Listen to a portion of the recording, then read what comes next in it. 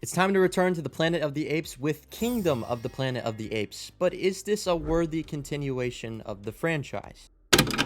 Hey everybody, thank you so much for clicking on this video. Now before I get into my review, make sure to comment down below and let me know your thoughts and opinions on Kingdom of the Planet of the Apes. Is this a movie you were looking forward to, or did you not see it necessary to continue the story past war? I revisited the most recent Apes trilogy in preparation for the new one, and immediately I was in awe. In my personal opinion, it's one of the strongest sci-fi trilogies of all time.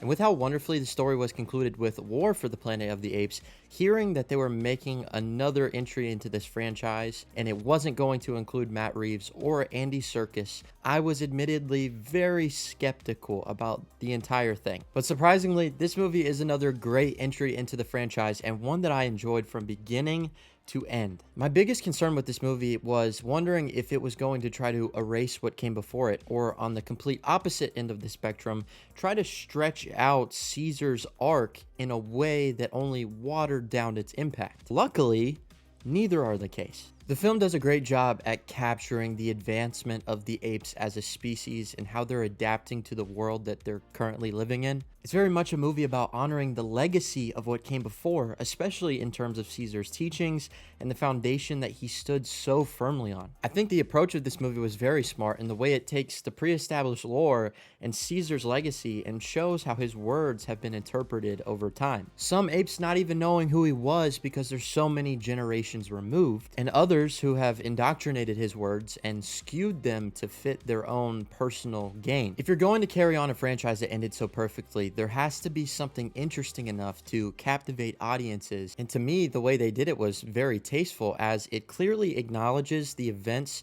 that happened to lead up to where these apes are at this current point in time, but it introduces enough new ideas and concepts to be able to move the needle forward with the narrative. The majority of this movie is an adventure story. Noah, who is our new lead protagonist, is on a quest to retrieve his people and bring them home, and along the way it provides plenty of opportunity to explore the world and the landscape. The scale of this thing is massive, and I appreciate the amount of time that went into every single detail, even crafting the little details that some may not pick up on if they're not familiar enough with the franchise. It's also cool how they show remnants of the world before the virus, buildings, cityscapes, tons of infrastructure that's been abandoned and left to rot over time. It just builds on the lore, and placing the apes directly in that setting adds a lot more texture to the movie and makes things a lot more interesting and gives enough of a unique environment for these apes to interact with that nothing around them ever becomes stale. Each new character is also very well developed. I already mentioned Noah, played wonderfully by Owen Teague. He's somebody who is very naive and learning all of these things for the first time, and he's going on these new journeys and just constantly learning about himself in the process. Throughout the course of the movie, there's definitely a lot of growth that takes place with his character, but it is still an origin. This is obviously the beginning stages of his character, and as the franchise continues to progress forward, hopefully there's going to be a lot more growth. There's constant conflicting emotions with his character of doing the right thing or doing what he feels would get him to where he needs to be, as well as incorporating the humans in the picture, which he's very unfamiliar with. And in fact, where he comes from, they're more of a mythological creature than they are something that's actually real and still living in this world. His interactions with them become very interesting, as the things he's been told about them over the course of his life have not necessarily been positive, but because of the innate good that's inside of him, he grows to be more accepting and help out the humans when necessary, when he sees that they're put in danger. And while I couldn't connect with his character on the same level as Caesar, that's not to say that he's not still a strong character. There's enough here to flesh him out, and there's plenty with his character that's worth investing in. That's something you can say about every character in this movie, is that they have substance and there's something that you can relate to in one way or another. My favorite character in the movie was the orangutan, Raka, played by Peter Macon, who is somebody who has devoted his entire life to carrying out Caesar's words and living by his teachings, as well as teaching others about Caesar and his legacy, especially those who grew up in a time that they never got to live on Earth at the same time as him. He also happens to be the comedic backbone of the movie. There are plenty of small yet effective, humorous moments that really tend to break the tension in times when it's needed. And a lot of those are delivered by his character. He's extremely funny, very likable, and he serves as a great teacher and almost father figure for Noah. This movie also has a great villain. Proximus Caesar, yes, that's his name, played by Kevin Durand, is very captivating, and he has a motivation that drives him and every decision he makes that adds a lot of tension to the story. As I mentioned earlier, this movie is a lot about legacy, but also about how that legacy and the words of Caesar can be interpreted and misused. Proximus Caesar's goal is ultimately to use those words to his benefit to take full power and possession over all of the kingdom. The lengths he goes to get what he wants, as well as the way he's able to manipulate the words of Caesar to fit into his ideology, was very interesting. He was almost like a cult leader. Everything he was talking about, he tried to paint it as a beneficial picture, something that was going to help everybody, even if it only benefited him in the long run. I felt a lot of similarities of that of pastors of a megachurch. Those that tell you what you want to hear, but don't really have any substance or goodwill behind any of the words that they are saying. Win! Almighty! Strong! Say his words! I blow the wind of God! On you. What a wonderful day! Do you follow me? This movie is very thematically rich and contains plenty of elements that are easy to relate to our own personal experiences. I love the way that the movie tackles religion and how sacred values are often misinterpreted and used in a very negative way. That's something that people in the real world complain about organized religion very often, is how it is used almost as a weapon more than it is a source of enlightenment and knowledge.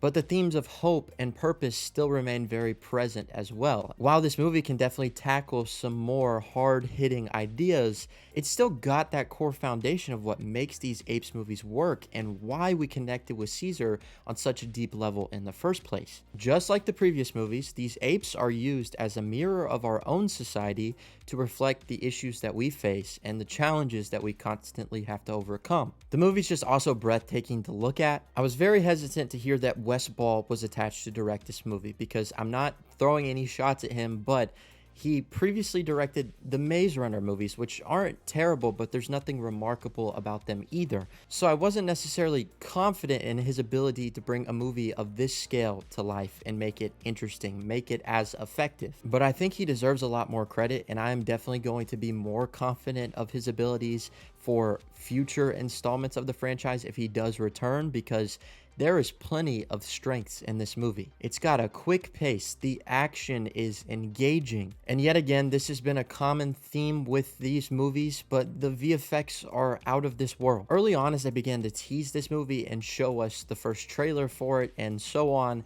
I was a bit nervous because I didn't think it looked as good as the previous movies. I was afraid that it was going to veer into the cartoonish side of things and be less realistic, or as realistic as it can possibly be with talking apes that we had gotten previously. And I'm not in the same boat that thinks that this movie looks better than the previous movies. I still think they have somewhat of an edge, but that's not to discredit the work that was done here. I mean, there are some shots, especially close-ups and especially in low lighting, that I was looking as close as I could to see if I could pick out any nitpicks at all, and I could not see anything wrong with it. The only issue I would say is that there's a lot more instances of high exposure lighting, which makes it a bit more noticeable that these are visual effects on screen. Also, I appreciated that a majority of this movie was shot on real location, but it is noticeable the few moments to where everything around them is also visual effects, because then it feels like everything just sort of blends together. But still, the movie looks absolutely incredible, and compared to a lot of CGI heavy movies today, this one just completely blows those out of the water. It's also insane to me that this only had a budget of about $160 million, and it looks far better than most movies with $300 million budgets. I did have a couple of gripes with the movie. I would say that there is a small section in the middle where they're really expanding the lore and really giving all of the exposition to make everything make sense and catch us up with where the apes are now in civilization. That got a bit slow. It got a bit tedious and kind of took away from the pacing that had previously been set up. The movie moves at a pretty brisk pace and then it hits kind of a stopping point. And I get that a movie like this needs to do enough to make it make sense within the context of the franchise, but at the same time, it did lose a bit of steam for me. That said, as soon as it picks up in the third act, it really picks up and it really doesn't slow down until the very end. But I'd say my biggest issue with this movie is the human element. It's weird to me that a franchise like this has done such a great job at making you dislike human characters and quite literally going against our own kind here. While Freya Allan as May, I believe, gave a great performance, and overall I think her character is a lot more interesting than most of the human characters we've gotten in the past, there were still some things that frustrated me with her. Most of it being that I could never really get a gauge on what her purpose was or what her intent was behind any decision she made. And as much as I love this movie, some of her character motivations leading into the way that this movie ended sort of gets me nervous about where they're going from here. This franchise as a whole revolves around the idea of humans destroying human civilization and ultimately leading to the advancement of apes. But it's almost as if her entire character motivation is to reverse those effects, to which ultimately could erase everything that was pre-established, and I'm not a fan of that idea. I think in that aspect, it did get a bit heavy-handed and sort of soured me in a way that made me like the film as a whole a lot less than I would have if that wasn't the direction that they took it. I commend them for being different. I commend them for evolving the franchise and moving it in a new direction, but at the same time, if it's at the expense of what came before and what worked, I'm not on board with that at all. But I guess we're gonna have to see the direction it takes. I'm really hoping that this movie is successful at the box office and we get an announcement of a sequel sometime soon. I don't think that this movie is on the same level as a Dawn or a War, but I would say it's possibly on the same level as Rise of the Planet of the Apes in the way that it's able to establish these new ideas and get us caught up with the world. It's a great starting point. So with all that being said, I'm gonna have to give Kingdom of the Planet of the Apes an 8 out of 10. I like it a lot. But guys, like I mentioned in the beginning of the video, make sure to comment down below. Let me know your thoughts and opinions on Kingdom of the Planet of the Apes. Also, tell me, what is your favorite Planet of the Apes movie? As always, thank you so much for watching. Make sure to leave a like on the video and subscribe if you haven't already. And until next time, I'll see y'all later. Peace out.